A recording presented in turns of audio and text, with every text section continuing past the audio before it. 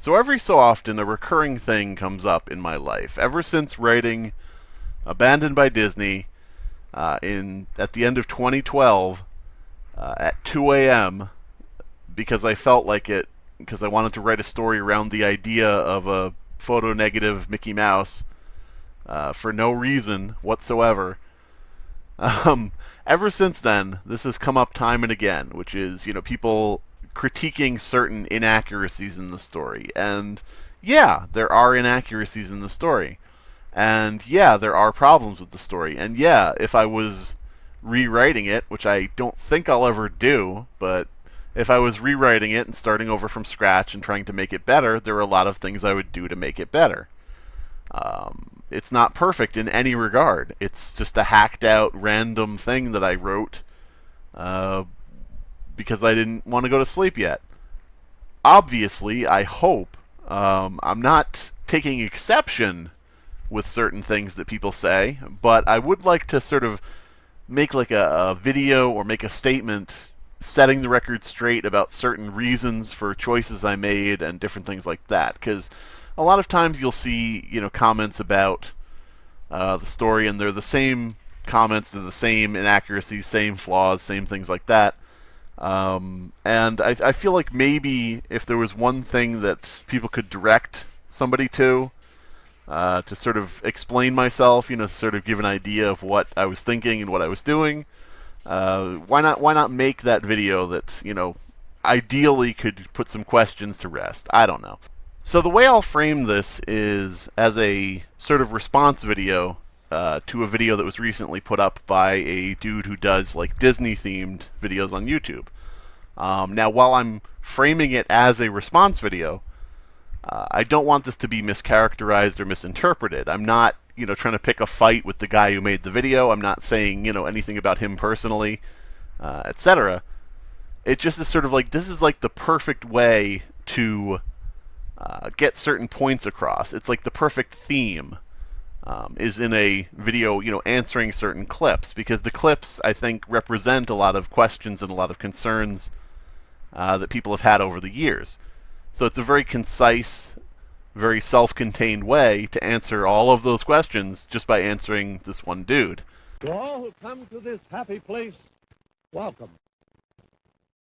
Creepypastas are basically an online version of the scary stories you tell around the campfire or an urban legend. The word itself is a portmanteau of the words creepy and copypasta. Would it be rude of me to point out that says copa pasta, or... Over the years, as I've watched and listened to creepypastas, I've noticed that there's a weird subgenre of creepypastas dealing specifically with Disney and the Disney parks.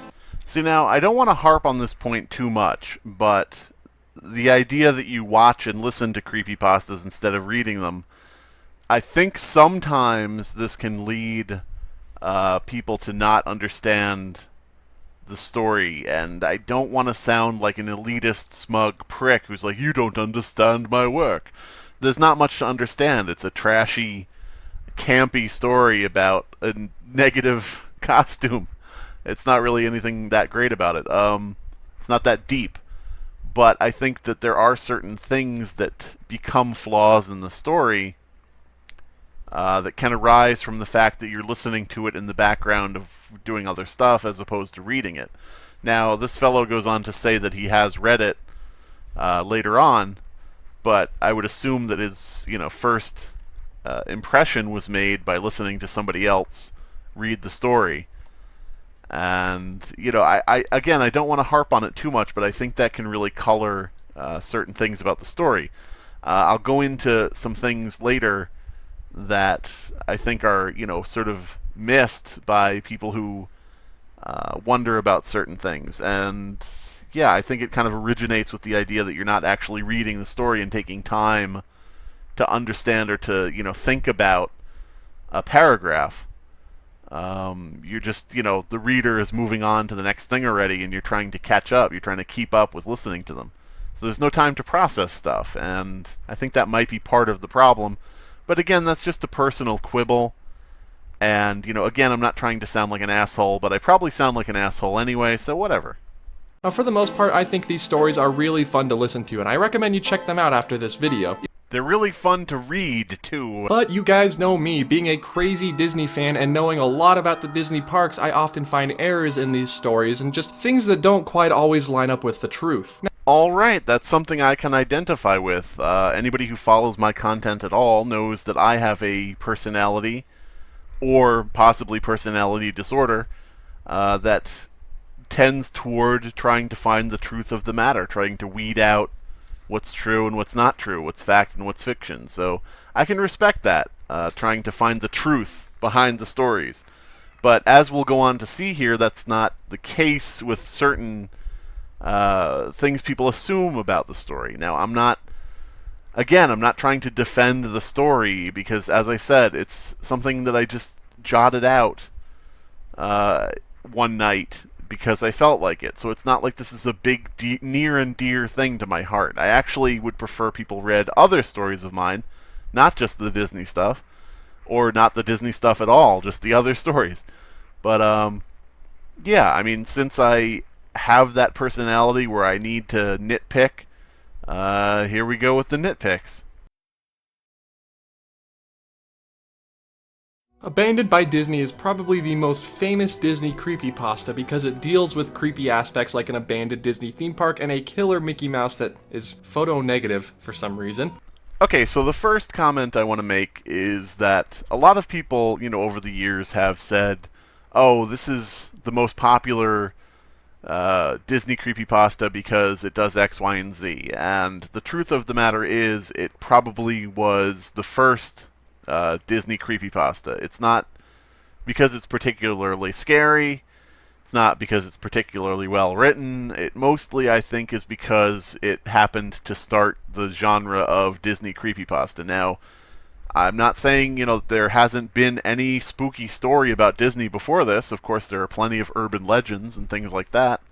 But this was the one that sort of, I think, took off as like the first widely known, just completely fictional Disney creepypasta. Like, not based on an urban legend around the parks, not based on, stories that were passed around, but just like something that was just completely manufactured about this fake Mowgli's Palace Park and things like that. So the first thing I would say is that there's a variety of reasons people say the story is popular. A lot of them say, literally Whoville, what's her name? Jenny from the Block, saying it's popular because it has like a creepypasta OC type character, and it's like, no, that's not why. It's not popular because it has negative Mickey as like a Jeff the Killer OC character. Jenny Nicholson, that's it. That's not the reason why. The reason why is because it was something new at the time. It was an idea that was a new concept at the time, which was writing an entirely fictional creepypasta around a giant corporation covering up some kind of eldritch horror bullshit going on. Now, as I've said before, I'm sure there have been other stories before that.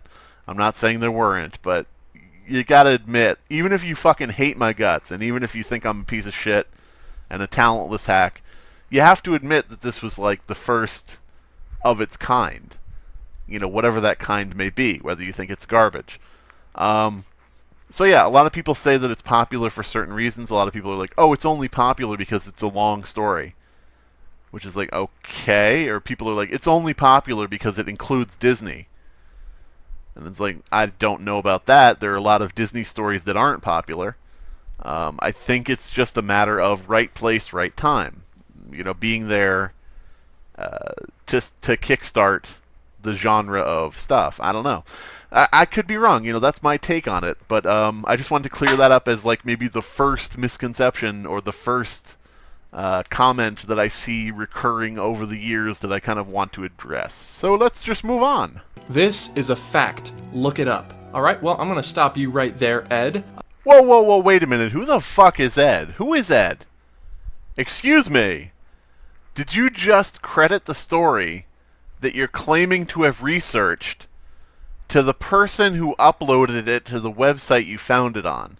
You didn't look into who actually wrote this. Okay.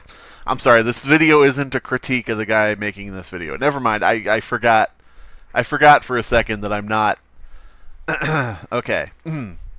This is not a fact. This is completely false. Wrong, actually. We're going to fact check the fact checker here. This is based on a resort in the Bahamas that I believe was started by a cruise line that had licensed Disney's characters.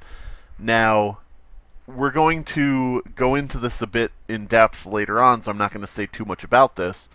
But this is another criticism that has come up that I sort of wanted to address, where people say, there was no resort in the Bahamas. They're thinking of the one here, or they're thinking of the one there.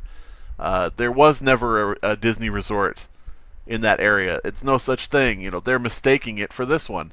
And it's like, nope. Nope, I'm talking about this one right here. But yeah, we'll get into some more detail about this in a bit. Now, after reading and listening to this creepypasta multiple times, I think it's safe to say that the author was taking inspiration for this story from 3 real-life places: Discovery Island at Walt Disney World, the canceled Disney's America theme park, and Castaway Cay. Incorrect again. The story is based on this iMockery blog post by Roger O'Barr, I think is his name. Detailing his visit to the abandoned resort in the Bahamas. The story is based on this blog about this place that exists and is real. This blog post is referenced in the story because I wanted to give credit where credit is due, and also have the double use of building immersion and creating the meta narrative of it by actually referencing a real blog post people could read. So this blog post is referenced in the actual story. So if you read the story multiple times and listen to it multiple times, I don't understand why people wouldn't look up this information that's referenced in the story and would instead make up 3 other resorts that it's based on. You know, I really don't understand it. Discovery Island in the middle of a lake that's in front of Magic Kingdom, sort of mini animal kingdom where guests can experience wildlife. Ever since the actual animal kingdom opened up, people stopped going to Discovery Island and Disney decided to start the whole thing, and Disney abandoned the structures and main facilities intact. Disney's America has abandoned a theme park project that it was going to build in Virginia, which I guess is really Midwest, near Washington, D.C. Disney America would be themed around the United States. Basically, they picture a very, very large Liberty Square. Maybe some video on Disney America, other YouTubers have made videos explaining the past, so go check those out. Sometimes the park's going to be about 120 acres, a little bit bigger than Disneyland, all the way up to 185 acres of total size of Disneyland. So it basically serves as Disney's canceled third resort in America. Lastly, Castaway Cay is Disney's private island in the Bahamas where guests are dropped off during a Disney cruise. This is the closest similarity I could find between the Treasure Island Resort in Baker's Bay and the creepypasta and real life. I'll link this blog in the description below. I would definitely suggest people check it out. This is what inspired Abandoned by Disney, so if you are a fan of the story, check out this blog. Give Roger his due. He actually physically went to the island. It's he went the extra mile for this article. He took the actual pictures himself, so I'm just going to say, check out this link in the description below. Read his blog, check it out. Share it with anybody you know who might be interested. But yeah, that is the connection between the real location in the story and the real location in real life. Now, I will address a certain thing here, which is there's stuff in this blog saying Disney started the island, and the information that's out there is that it was a cruise line that started the island, and they just licensed, Disney's characters. But here's the thing. If I'm writing a story that's referencing this specific blog, I have to reference what is in this specific blog. So look at this. Invested over, Disney failed to do their research about the area before they invested over $30 million in the place. I'm referencing that specifically in my story. If there are things in this blog that are not accurate, I can't really go and say in my story, I read this blog that really exists that you guys can all check out, but it's very inaccurate. That's not going to work in the story, because what guy who's checking out a blog and then going to visit the abandoned park that he lives near, that's not somebody who's making YouTube videos disassembling the truth and the fiction of stories. That's a guy who's reading a blog, getting excited, and going out to visit a park. So, I'm sorry, but when I'm writing the story, I'm just going to go by what's in this blog because that's what the character is reading and then going out and doing. I can't have the character saying, I think there's some inaccuracies in this blog, but even so, it got me excited about going out to the, that would be a totally useless immersion breaking kind of thing to put in there because it, I don't know. It irks me how every time the story is discussed, there will be somebody who says, yeah, but the island never really existed. He's thinking of, and then, insert random other Disney location that they have decided it is really actually referencing. And it's like, no, it's this blog, it's this post that is actually in the damn story. Mowgli's palace, where cast members would walk around in loincloths. This, of course, is all completely fictional. I mean, come on, Disney would never dress their cast members up in loincloths. They tried that with Tarzan, didn't go too well. So Disney would never do it, except for the fact that they did it. In the event that I'm referring to in the story by talking about Disney making people wear loincloths like they've actually done in real life. So that's an inaccuracy in the story, is it? It's an inaccuracy to reference something they actually did. Okay. This is a recurring thing again, and again, this isn't just about the guy making the video. I want to make that clear again. This is about a lot of comments that have come up over the years where people will say something like, Disney would never do this thing in the story, and it's something that Disney actually either has done or has been accused of doing. Like somebody saying, Disney would never release exotic animals when the park closes. And I'm like, they were accused of doing exactly that. Whether or not they actually did it, it's based on the real event of people accusing them of doing that in a local park. Disney would never have this, Disney would never have that, Disney would never do this, never do that, and it's like, it's all it's all stuff they have done, or it's based on rumor or urban legend of things they have done in the past. So I don't really understand this criticism. Now, again, people are free to criticize anything they want. People get a sort of misconception where they say, Slime Beast, you just don't like critique. And it's like, you realize I'm only answering the critique when I feel like it's something that is actually being misrepresented. For example, Disney would never make people wear loincloths. After all, they did it once and it didn't work out well. It's like, yeah, they would never do the thing they already did. Because if there's one thing Disney doesn't do ever, it's repeat a mistake, I guess. Yeah, Disney in its entire history has never made the same mistake twice. I guess we're just assuming that and pretending that's a fact. I don't know. Yeah, so that's something I see come up a lot. That's something I see come up when people talk about the story is, as I said, Disney would never release a bunch of animals onto the grounds. And I'm like, that's exactly what people said they did. Whether, again, they may not have actually done it, but it's based on an actual accusation made toward one of their parks. And yeah, I don't understand that. I don't understand that bit. So when I write this, to sort of go back to the idea of explaining what's behind something I wrote, when I wrote that they would be in loincloths, to explain why that's in the story, it's because of the fact that they've done that mixed with the ludicrousness of it. In the story, it sort of is like a ludicrous moment because it's like, what were they thinking with this park project? And part of that is having people walk around in loincloths and shit. Like, it's a ridiculous thing. Why would Disney do this? Why would they do that?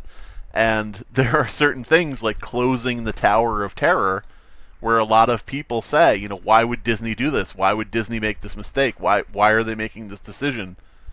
And yeah, the intent with that is to create a scenario where you as the reader are saying, that's a pretty stupid fucking idea. And yeah, it's a stupid idea. It's not a critique. Jumping ahead in the story, our dumb or brave narrator decides he wants to do some urban exploration in this abandoned Disney property.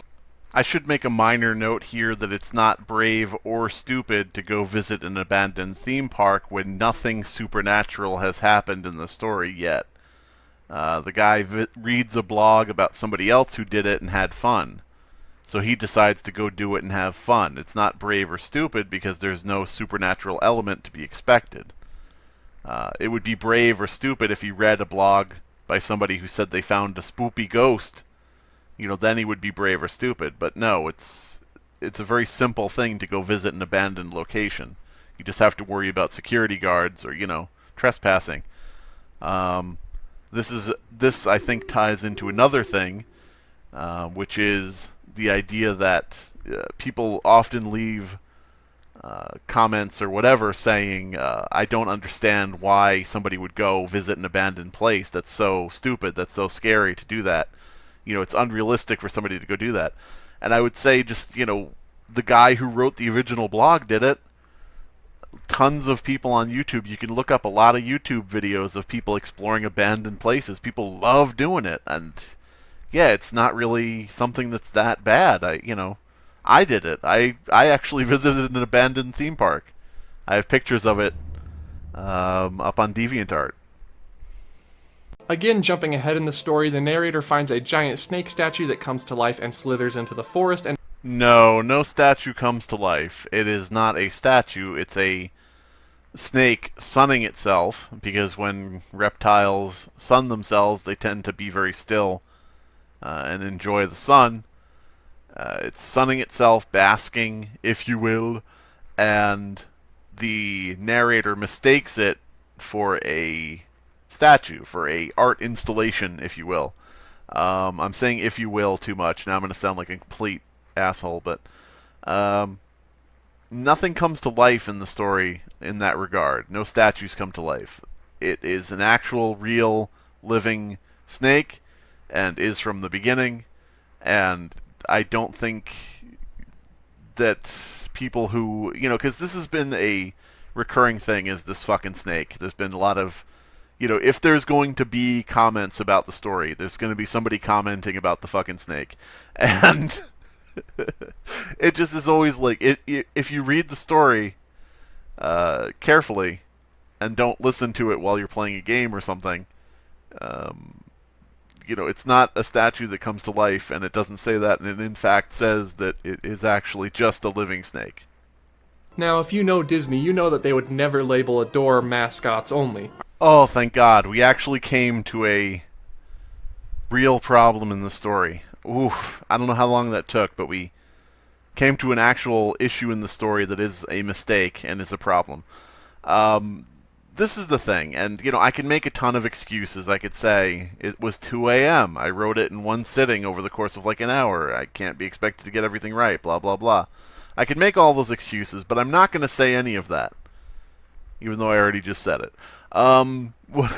What I am going to say is, yes, I knew beforehand that they're called characters. It wasn't something that was important to me enough to memorize in my mind, to burn into my brain. So when I wrote the story, I put mascots, because that's how I think of costumed characters. When I see a costumed character, I think of it as a mascot. So, just automatic language there.